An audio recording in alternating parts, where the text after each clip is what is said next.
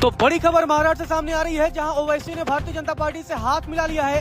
BJP और ओवैसी की party में गठबंधन हुआ है। अकोट नगर परिषद में यह गठबंधन हुआ है। इसके बाद से शिवसेना यूबीटी ने निशाना साधा है। आपको बता दें कि महाराष्ट्र की राजनीति से एक बेहद ही चौंकाने वाली खबर सामने आ रही है, जहां अकोट नगर परिषद में भारतीय जनता पार्टी और ओवैसी की एआईएमआईएम, जो कि दोनों धुर विरोधी पार्टियां हैं, उन्होंने गठबंधन कर लिया है। तो महाराष्ट्र की सियासत में नया ट्विस्ट देखने को मिला है। बीजेपी ओवैसी के बीच गठबंधन हुआ है। आपको बता दें कि इस गठबंधन ने महाराष्ट्र की सियासत को नई दिशा दे दी है। सभी हैरान हैं, सब सोच रहे हैं कि आखिर ओवैसी और बीजेपी में कैसे गठबंधन हो सकता है।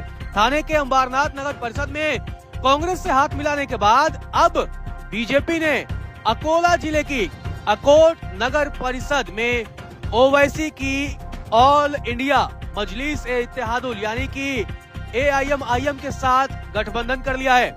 इसे लेकर अब शिवसेना यूबीटी ने सीधे तौर पर भारतीय जनता पार्टी के साथ साथ कांग्रेस और ओवैसी की पार्टी पर तीखा हमला बोला है। संजय राउत ने हमला बोला है।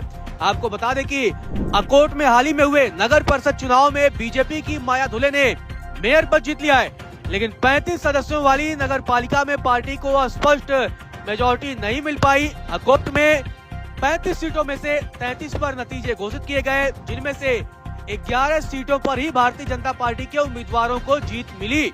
इसीलिए बहुमत के आंकड़े से भारतीय जनता पार्टी दूर रह गई और इसके बाद से एक नए गठबंधन का अब ऐलान हुआ है, जिसे अकोट विकास मंच नाम दिया गया है। तो ये बड़ी खबर है।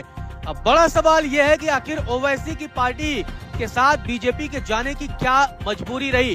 तो दरअसल अकोट विकास मंच में जो सबसे चौंकाने वाला आंकड़ा है वो ये है कि ओवैसी की पार्टी 5 सीटें जीतकर दूसरी सबसे बड़ी पार्टी बनी। तो 11 सीटों पर बीजेपी को जीत मिली, 5 पर ओवैसी की पार्टी को जीत मिली। इसके अलावा शिंदे गुट की शिवसेना, अजीत पवार वाली एनसीपी और शरद पवार की एनसीपी और बच्चू कडू की प्रहार जनशक्ति पार्टी भी शामिल है। तो इस मंच में ये तमाम दल शामिल हैं। तो एनसीपी शरद पवार भी इस दल में, इस गठबंधन में शामिल है। नए गठबंधन को औपचारिक रूप से अकोला जिला मजिस्ट्रेट के पास भी रजिस्टर करा दिया गया है। तो ये चौंकाने वाला गठबंधन है। बीजेपी और ओवैसी की पार्टी के बीच ये गठबंधन है, जिसके बाद से बीजेपी, ओवैसी और तमाम इन दलों के गठबंधन के बाद इस गठबंधन के पास 25 सदस्यों का समर्थन हो गया है और कांग्रेस के खाते में 6 सीटें हैं, जबकि वंचित बहुजन अघाड़ी की 2 सीटें विपक्ष में चली गई हैं। इस तरह सत्ता की चाबी अब भारतीय जनता पार्टी वाले अगुवाई वाले गठबंधन के हाथ में आ गई है।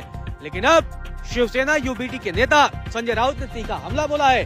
संजय राउत ने कहा है कि बीजेपी अंबरनाथ में कांग्रेस के साथ है और अकोट में ओवैसी को समर्थन दे रही है। तो इसी मुद्दे पर ये तंज कसा है संजय राउत ने। संजय राउत ने कहा है कि ये वही भारतीय जनता पार्टी है जो कांग्रेस मुक्त भारत की बात करती है, लेकिन आज खुद कांग्रेस और ओवैसी की पार्टी के साथ गठबंधन कर रही है।